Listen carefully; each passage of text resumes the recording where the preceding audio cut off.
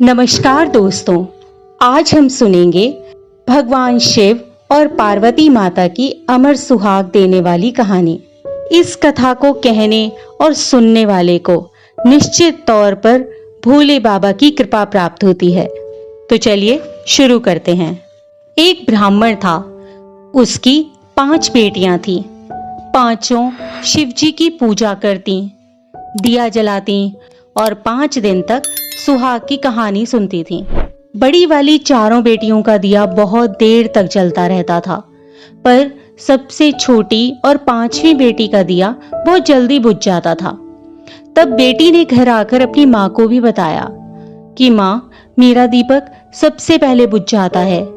तब माँ बोली, बेटी उसमें घी थोड़ा ज्यादा डाल दिया कर। थोड़े समय बाद उन 5 बेटियों का विवाह हो गया। 4 बेटियों के घर तो बहुत धनवान थे, पर 5वीं बेटी का पति रोज कमा कर लाता और खाता, फिर भी वह संतोष रखती थी और अपना नसीब मानकर दिन काट रही थी। एक दिन की बात है, 5वीं बेटी का पति थोड़ी ही लकड़ियां काटकर बेचने को लाया। तब उसकी पत्नी ने पूछा, आज इतनी कम लकड़ियां क्यों लाए हो? तब उसने बोला कि मेरी तबीयत ठीक नहीं है। तब 5वीं बेटी ने कहा कि कोई बात नहीं, आप आराम करो। अगले दिन जब उसका पति वापस लकड़ियां काटने जाने लगा, तब वह बोली कि मैं भी आपके साथ चलूंगी। फिर वो दोनों साथ जाकर लकड़ियां काटने लगे। अभी थोड़ी ही लकड़ियां काटी थीं कि उसके पति की तबीयत बिगड़ने लगी और वह बेहोश होकर गिर पड़ा। जंगल में दूर दूर तक कोई नहीं दिख रहा था। अब ना तो उसे अपने साथ ले जा सकती थी और ना ही वह उसे उठा सकती थी। तब उसने अपने पति का सिर अपनी गोद में रख लिया और जोर जोर से रोने लगी और रोते रोते बोली कि हे प्रभु, मैंने ऐसा कौन सा पाप किया है जो मेरा पति उठ ही नहीं रहा है। उसी समय महादेव और पार्वती माता पृथ्वी पर भ्रमण करते हुए आए। शिवजी उसे देखकर पार्वती से बोले, देखो इसके साथ कितना बुरा हुआ है। पार्वती जी बोली, तो आप देख क्या रहे हो, हमें इसकी मदद करनी चाहिए। तब वे दोनों उसके पास गए। उन्होंने उसका हाल चाल पूछा तो 5वीं बेटी ने सारी बात बता दी। सारी बात सुनकर शिवजी बोले कि तुम इसे घर क्यों नहीं ले जाती, यह तो मर चुका है।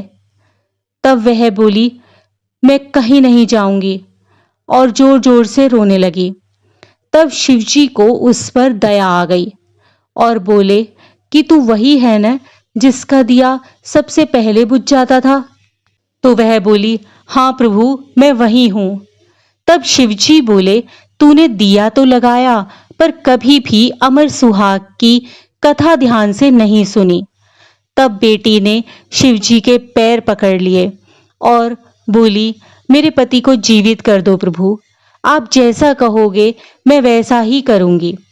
तब शिवजी ने उसके पति पर अमृत के छींटे मारे और उसका पति अंगड़ाई लेता हुआ बैठ गया और बोला कि आज तो मुझे बहुत गहरी नींद आई। ऐसा सुनकर उसकी पत्नी बोली, भगवान ऐसी नींद किसी दुश्मन को भी ना दे। और फिर वो दोनों अपने घर आ गए। घर आने से पहले लड़की ने भगवान शिवजी और मां पार्वती से ही अमर सुहाग की उद्यापन विधि के बारे में पूछा। तो शिवजी बोले, 5 कटोरियां, 5 पूड़े, मौली, सिंदूर, बिंदी, काजल, कोई भी कपड़ा और श्रद्धा अनुसार सुहाग का सामान और रुपए 5 कटोरियों में रखकर मंदिर में चढ़ा आना या फिर ब्राह्मणों को दे देना। एक कटोरे में सभी सुहाग का सामान, कपड़ा जैसे कोई ब्लाउज पीस और रुपए महादेव जी के मंदिर में चढ़ाना और एक स्टील के दीपक में घी और बत्ती लगाकर महादेव के आगे जोत जलाना और बची हुई 4 कटोरियों को अपनी बहन बेटियों, सास, नंद, जेठानी, कोई भी बड़ा हो तो उसे दे देना या फिर कोई ना मिले तो ब्राह्मण को दे देना। इसी विधि से उस 5वीं बेटी ने उद्यापन किया। अब उसकी सारी परेशानियां दूर हो गईं। घर में चारों तरफ ठाट बाट हो गए। उन्हें संतान का सुख भी मिला और दोनों सुखपूर्वक अपना जीवन बिताने लगे। हे भोलेनाथ, जैसा आपने इस बेटी को अमर सुहाग दिया, वैसा ही हर सुहागन को देना और उसका सुहाग अमर करना। इसी प्रकार की अन्य व्रत एवं पौराणिक कथा कहानियों के लिए हमारे चैनल को सब्सक्राइब और शेयर करें ताकि आप भी दूसरों तक इन्हें पहुंचा